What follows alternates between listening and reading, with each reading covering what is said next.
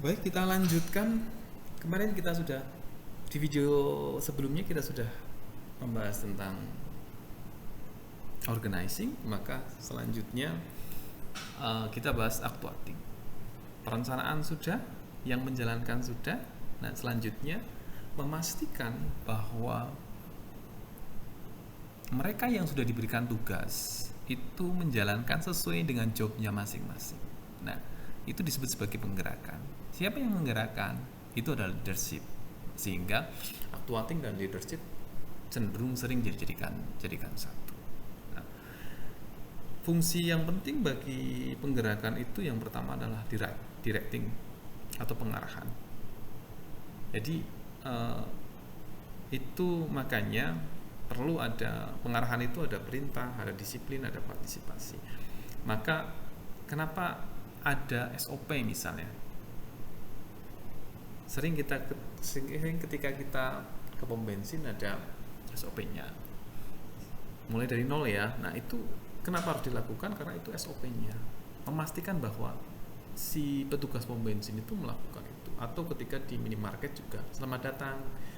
Itu juga SOP. Memastikan menggerakkan. Atau ketika di layanan-layanan kampus ada SOP-nya berapa menit ke sini, berapa menit ke sini, berapa menit ke bagian ini, dan selesai dalam 30 menit. Itu contohnya. Selanjutnya adalah komunikasi. Komunikasi itu bisa formal, informal, vertikal, ataupun horizontal. Artinya bisa dilakukan antar karyawan, antar pemimpin dan bawahan, antar bawahan dan pemimpin. Itu dilakukan untuk memastikan adanya gerakan dari proses menjalankan tugas masing-masing. Nah, bagaimana menggerakkan seseorang? Umumnya kita menggerakkan itu berdasarkan kebutuhan. Kebutuhan dasar itu paling mudah untuk menjadi alasan seseorang bergerak. Namun perlu hati-hati karena menjadikan dasar kebutuhan fisik ini menunjukkan manajemen yang tidak terlalu berkualitas. Contohnya sering kita dapati telat misalnya. Kalau telat 5 menit dipotong 100.000, telat 10 menit 200.000, maka orang tidak akan telat.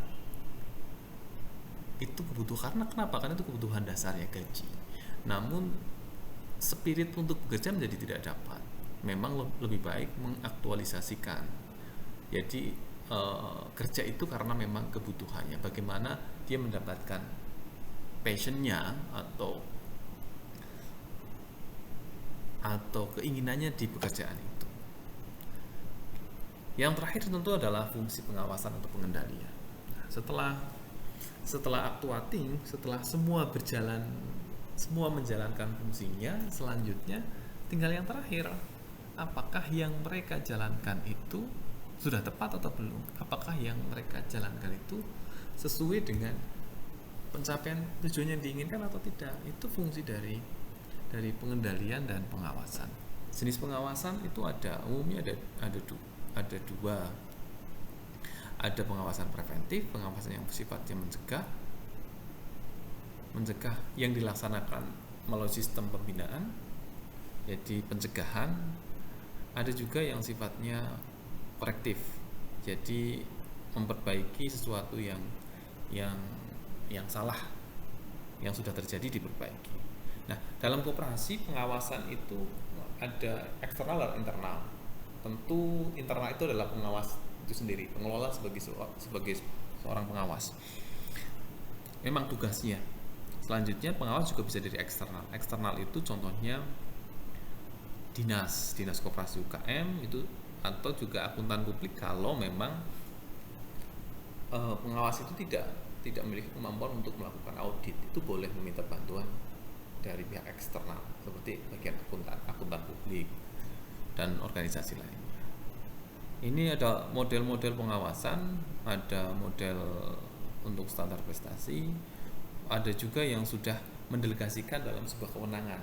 Jadi ada gugus tersendiri atau ada organisasi sendiri dalam organisasi koperasi yang memang diberikan tugas untuk melakukan pengawasan, atau yang kita kenal dengan pengendali mutu lah.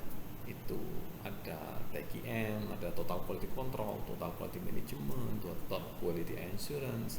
Nah, dia diberikan gugus itu diberikan tugas untuk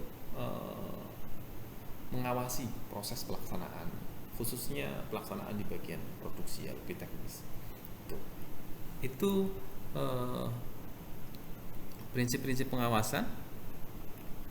Ada harus ekonomis, fleksibel, dan lain sebagainya. Personalia pengawasan di koperasi, ini orang-orang yang berwenang melakukan pengawasan itu adalah anggota. Ingat, anggota itu adalah pemilik, pengawas, pengurus, manajer, badan dewan penasehat, dan kementerian, serta tentu OJK jika dia merupakan operasi simpan pinjam yang sudah masuk kepada LKM, lembaga keuangan mikro. Makanya banyak operasi simpan pinjam tidak mau menjadi LKM karena memang diawasi oleh OJK, karena lebih ketat, kira-kira semacam itu sebenarnya. Oke, itu saja yang bisa saya sampaikan untuk kali ini. Harapan saya bisa menjadi gambaran tentang bagaimana pengelolaan manajemen. Selanjutnya tentu saudara bisa mempraktekkan bagaimana pengelolaan manajemen di koperasi dalam bentuk sebuah aplikasi dokumen pengelolaan perencanaan manajemen koperasi dari koperasi yang sudah saudara bentuk. Demikian, sampai jumpa. Assalamualaikum warahmatullahi wabarakatuh.